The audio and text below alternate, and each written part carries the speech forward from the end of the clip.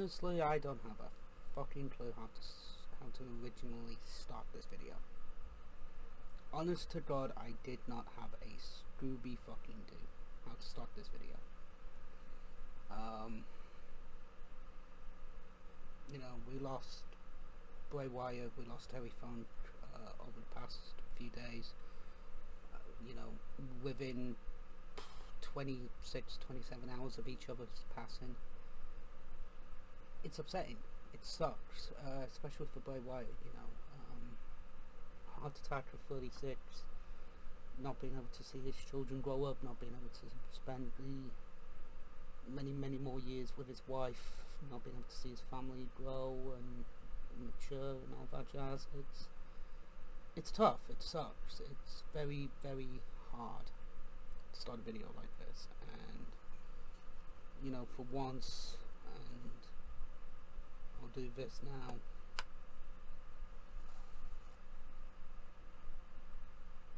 May the Fireflies find your home. By Wyatt.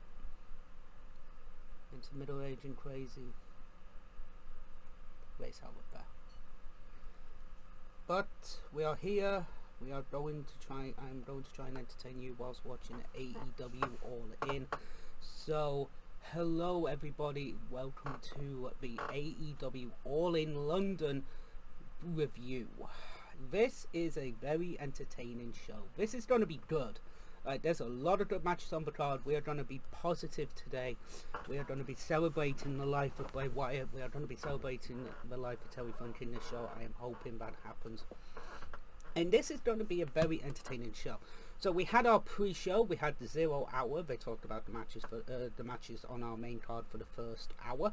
Then we actually had some proper matches. We also had Gledo basically hitting a guitar on Jeff Jarrett. So that's a nice little bow on that situation. Hopefully we do get a match one day between those two in AEW. I think it'd be really fun. Hopefully it all out if everything lines up perfectly. But you never know. So with that as well, we also had a Aussie Open versus Better Than You,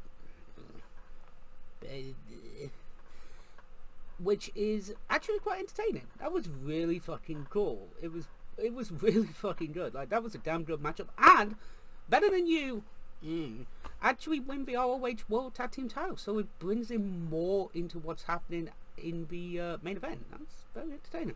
We also had the FTW Championship on the line with Jack Perry taking on Hook. This was a fun matchup, hard hitting. Like, they used the limousine, you know, put each other through that limousine. It looked like it hurt like fuck, but it was entertaining. It was well done, and Hook is your new FTW champion.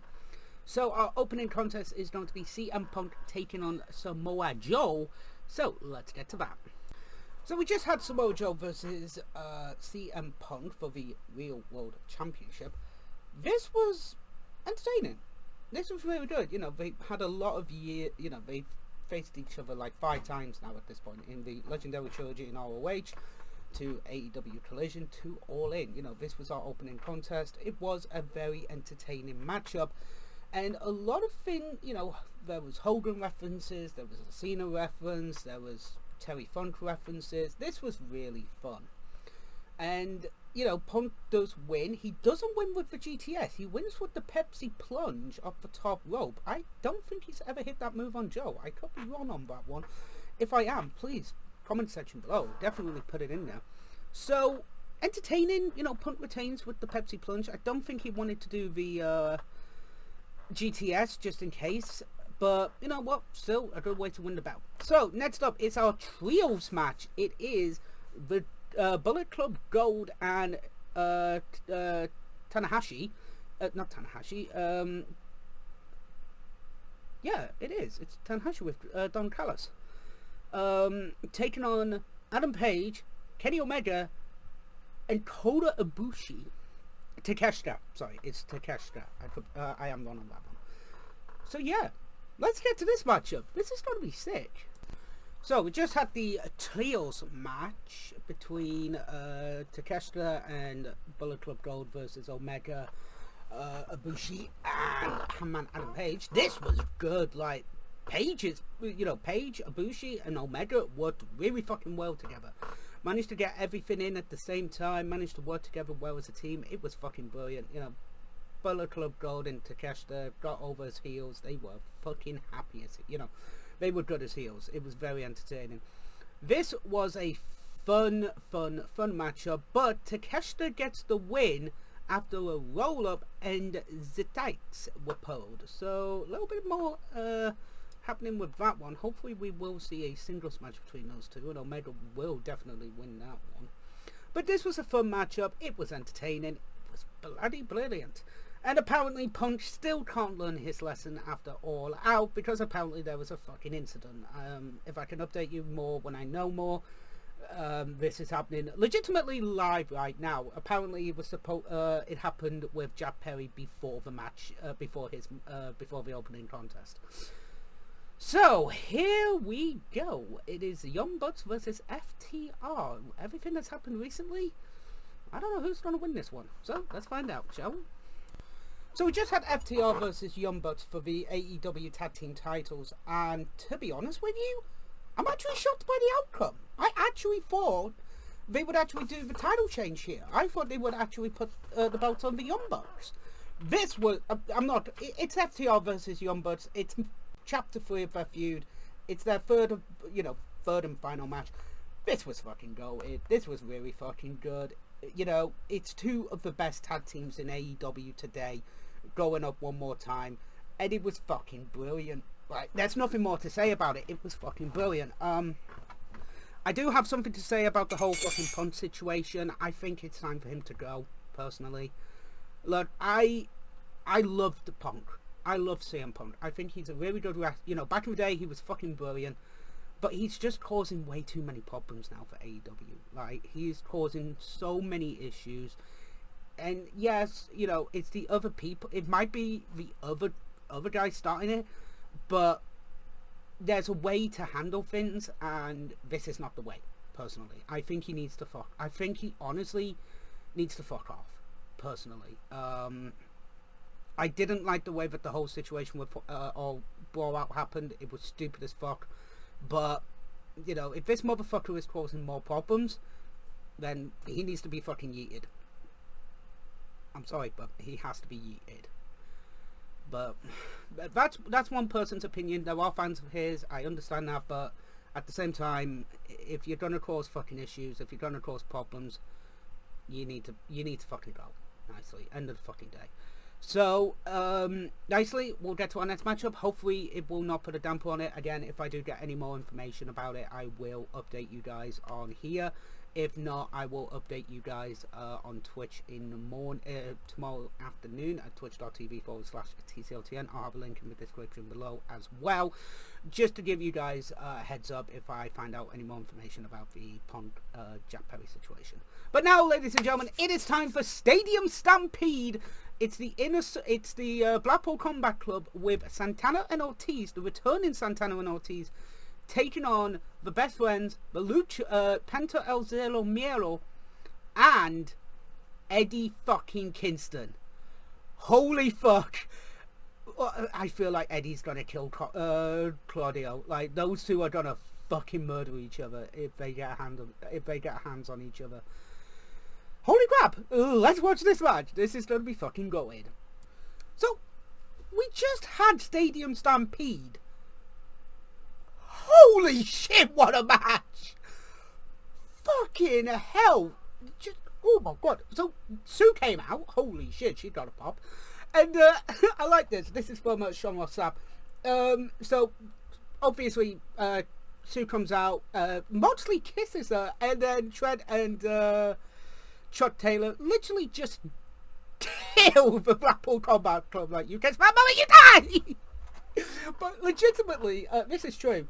I think Sue legit used to bake cookies for the AEW roster and bring them to tapings. If that's true, fuck yes, that's a mum. But this match, holy shit, like, never enough everybody fucking bled. Penta was taken out of the match a little bit early. I honestly thought like he had a stinner or his neck was broken or something like that. No, it was to come out as Penta Oscuro. And holy shit, they fucked the ladder up, but then Alice Martinez just holds the ladder in place and then just a flipping Canadian destroyer from the ladder through 2 tables. Holy shit, that was good. But then Orange Cassidy comes out and basically just grabs a bottle, a bucket, and some tape, wraps his fist in tape, breaks the glass, bam, just puts glass on his fists. So then just tried to hit the orange punch. He hit the orange punch 3 times without the glass. Then Eddie Kingston comes out with a barbed wire chair and just wails on Claudio, because those two just fucking hate each other. And this match was fucking brilliant. Like, this was, I can't really go over everything because holy shit, there's a lot to go over. This was is this their best Stadium Stampede match? Yeah, I think it is. Honest to God, I think it is. Like, it was in the crowd, it fucking worked, and to be honest with you, this was fucking brilliant. Like, Orange Cassidy gets the win after orange punching Claudio. It was nuts. Like, this was a really good matchup. Entertaining, well done. It's been like, this show's been fucking brilliant so far. Like, we've still got a few more matches ahead of us, but this was great. I believe our next matchup is going to be for the AEW Women's Championship. I think it is. It's either that or it's going to be a build-up package for it. But I think it is the AEW Women's Championship matchup. So let's not waste any more time, guys, and let's get to that match. Okay, so we've just had the Fatal 4-Way Women's match, which is... Okay, I'm confused by it, but we'll get to that in a moment. There has been an update on the whole situation in regards to CM Punk and Jack Perry, so we'll talk about that. This is from one side of the story. Don't know which side, but we'll get to it. So, from one side, this is from Fightful Select. Fightful Select has provided an update on the Punk Perry situation. I am reading this off my phone. I am currently reading this on Facebook as well. Via Pro Wrestling Spotlight. They are very accurate when it comes to information like this, and they do copy paste it as well for free for people who do it. I believe they also have a subscription, but I could be wrong. Getting back to this, Jack Perry approached CM Punk backstage and stepped in his face and bumped Punk. So could be a shoulder barge, could be a shove, could be anything like that. Punk then pushed Perry. Perry came back at Punk and was choked. So probably grabbed by the neck or something like that. But then there's been an update on top of that. CM Punk is still backstage at Wembley Stadium. Jack Perry was ordered to leave, so I think Tony Khan's got involved, and is no longer at the stadium. This is a fucking stupid situation. I will stay up on top of this situation as best I can. But now, AEW Women's Fatal 4-Way. Do not get me wrong, I like the way that Saraya came out and came out with her family and We Will Rock You by Queen. That was fucking good. It's really fucking strange because I honestly thought they would keep the belt on Hikaru Shida. Like, retain the belt. Like, put over Hikaru Shida over the belt. But, you know, we have the breakup of the Outcast when Tony Storm goes to hit Britt Baker, who was being held by Saraya's mom, and then, you know, obviously Brock clothesline. Saraya hits a finisher on Tony Storm, gets the pin, and it's the new AEW Women's Champion. It's mental to think that Paige, you know, Saraya was told she'd never wrestle again. So in this aspect, it's a nice thing. Like, you know, it's really good. It's a hometown hero coming in and winning the belt, which I respect, but really to have Hikaru Shida's title reign cut so fucking short. Now, maybe they're doing this for this week, and then next week she gets the title back, turns heel, gets the title back, Saraya goes into a feud with her. We'll see how that one goes, but, you know, it is this, you know, the fans were happy. Like, the fans were honest to God happy that she won. And it was really nice as well. So, yeah, you know, it was entertaining. It was really fun. It was a good matchup. All women fucking put in their effort. And, yeah, you know what? It was a good matchup. Do I think Tony Storm should have eaten the pin? No, I think it should have been Britt Baker, technically. But there is a few going into it with Britt Baker and Soraya, and then Soraya and Hikaru Shida, and Soraya and Toni Storm. So there is a few things, and Soraya can use the 30 days with her neck and, you know, and keep the belt going that way and actually be able to play off it. You know, we will see a lot more of her wrestling and a lot more being careful, which I think is a very good idea, I think, personally. So, next up, we have got the coffin match. It is the tag team coffin match with Swerve Strickland and Christian Cage taking on Sting and Darby Allin. So let's not waste any more time and get to our coffin match. Old school Joker Sting and the British Sting as well. Holy fuck, this is going to be a good matchup. Let's get to it.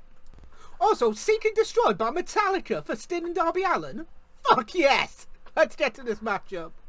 So, we just had Sting and Darby Allin taking on Swerve Strickland and Christian Cage in a coffin match, and oh my fucking god, I'm sorry, Seek and Destroy, Metallica, fuck yes, I love me some Seek and Destroy, love me some Metallica.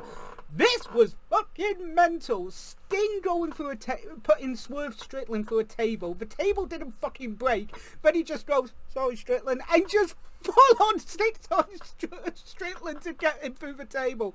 That must have fucking sucked. But this match was fucking mental. It was insane. Darby doing the coffin drop from the top rope onto the fucking coffin outside. Oh my god, that must have fucking sucked dick. You know, this was fucking insane. This was a fun matchup. Sting and Darby Allin get the win, obviously. They are undefeated in tag team matches at this moment in time. Like, that's fucking insane. Not gonna lie. The Fireflies were out for Bray Wyatt, of course, at 8:30. I think there was something going around on social media saying that they would do that at 8:30. But now, ladies and gentlemen, it is time for Chris Jericho versus Will Ospreay. Oh, fuck yeah. Looking forward to this one. Let's do it. Okay, so a little bit more information on the Punk Jack Perry situation. So this is from Inside the Ropes. Jack Perry has been sent home from AEW All In. But, well, obviously he'll be getting the plane later. So, as this is from InsideTheRopes.com. As reported by multiple outlets, Punk and Perry got into a confrontation just moments before Punk walked through the curtains to face Joe.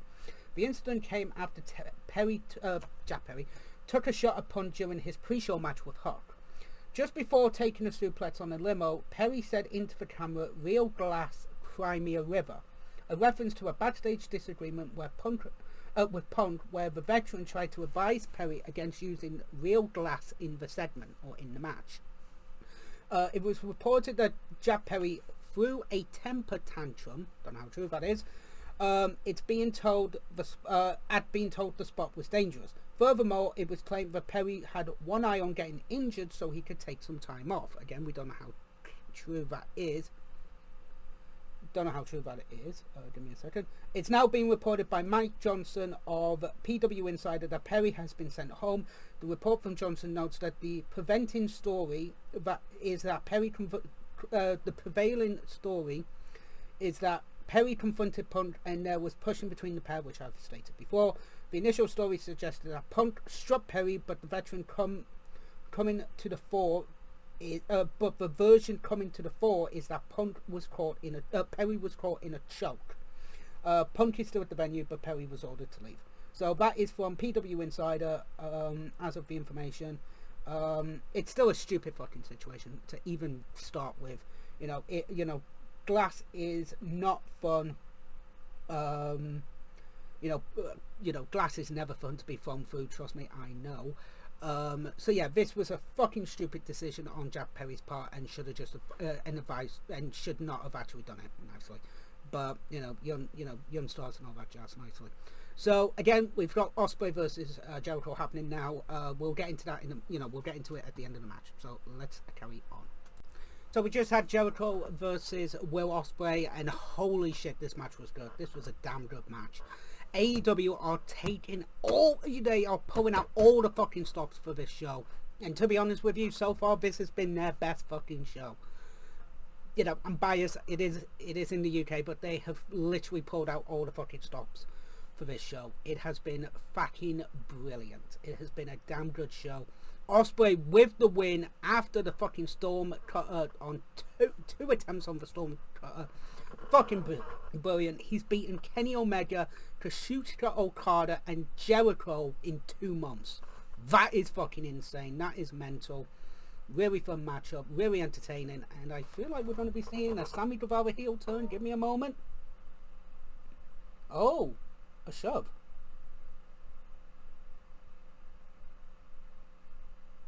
What's going on? Oh, I think Jericho's upset. I think Jericho's just walking away from Sammy. Well, obviously, you know, Jericho's pissed that he lost the match, but he's walking out on Sammy. I think, you know, hopefully these two get back on the same page, because they were fucking good as a tag team. Like, Sammy's fucking brilliant and Jericho's fucking awesome too. Hopefully these two get back on the same page, but it's obviously, in a way, it's just anger, which I can get and understand, so it's one of them things. But, you know, Sammy's like, you know, I'll see you down the road. He was here for this event, you know, he was here for this match, which is fair. Are we going to see a Sammy Guevara heel turn? I don't know. I don't think we should see one on Jericho, because, again, these two are fucking brilliant together. So, I don't know what is coming up next, so let's get to it, guys. So we just had the AEW World Trios Championship matchup between House of Black and the Acclaimed with Badass Billy Gunn. This was fucking brilliant. I loved this match. It was no holds barred. Didn't really use the stipulation as much. They did use a chair. They did use the chain that busted open Matt Caster a few weeks ago. Maybe they should have called this a tornado trios match or something like that, and still it would have had the same effect, I think, personally. But at the same time, this was still really good. It was still entertaining, and of course, the Acclaimed and Badass Billy Gunn get the win and are your new AEW World Trios Champions. And two things of note: lovely tribute to Mr. Bray Wyatt with the wonderful lantern at the beginning of House of Black's entrance, and as well handing the belts over to the Acclaimed, actually giving them the belts, which I thought was a great show of respect, I think, personally. Very, very nice, I thought. But now it is time for our main event of the evening. It is time for the AEW World Heavyweight Championship match between MJF and Adam Cole. Well, let's get to this matchup. What a main event, everybody. MJF, Adam Cole for the world title. This was good. This was fucking amazing. These two put on a fucking awesome matchup. This was, honest to God, this was the best fucking main event, and this was the best show AEW has put on, I think, personally.